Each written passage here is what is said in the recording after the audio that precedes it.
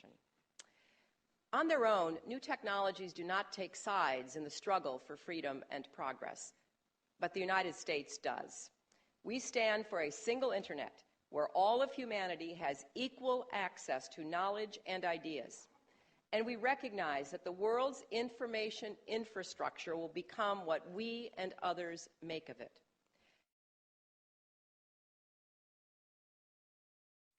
But the internet is a network that magnifies the power and potential of all others. And that's why we believe it's critical that its users are assured certain basic freedoms. Freedom of expression is first among them. This freedom is no longer defined solely by whether citizens can go into the town square and criticize their government without fear of retribution. Blogs, emails, social networks, and text messages have opened up new forums for exchanging ideas and created new targets for censorship. It usually involves the rights of individuals to commune or not commune with their creator. And that's one channel of communication that does not rely on technology.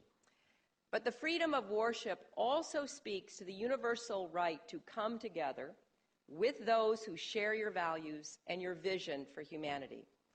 In our history, those gatherings often took place in churches, synagogues, mosques, and temples. Today, they may also take place online.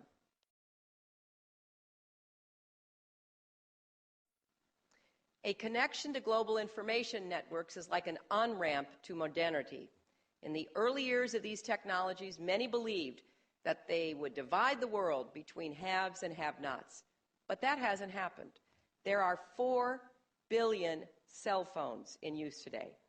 Many of them are in the hands of market vendors, rickshaw drivers, and others who've historically lacked access to education and opportunity.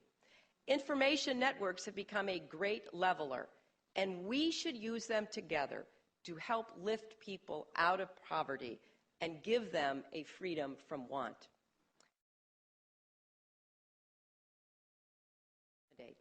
As we work to advance freedoms, we must also work against those who use communication networks as tools of disruption and fear. Governments and citizens must have confidence that the networks at the core of their national security and economic prosperity are safe and resilient. Now, this is about more than petty hackers who deface websites.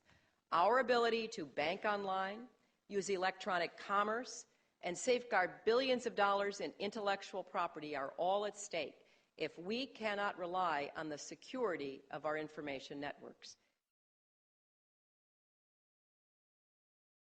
The final freedom, one that was probably inherent in what both President and Mrs. Roosevelt thought about and wrote about all those years ago, is one that flows from the 4 I've already mentioned: the freedom to connect. The idea that governments should not prevent people from connecting to the internet, to websites, or to each other.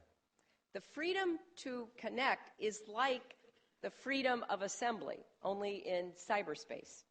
It allows individuals to get online, come together, and hopefully cooperate. That's why today I'm announcing that over the next year, we will work with partners in industry, academia, and non-governmental organizations to establish a standing effort that will harness the power of connection technologies and apply them to our diplomatic goals.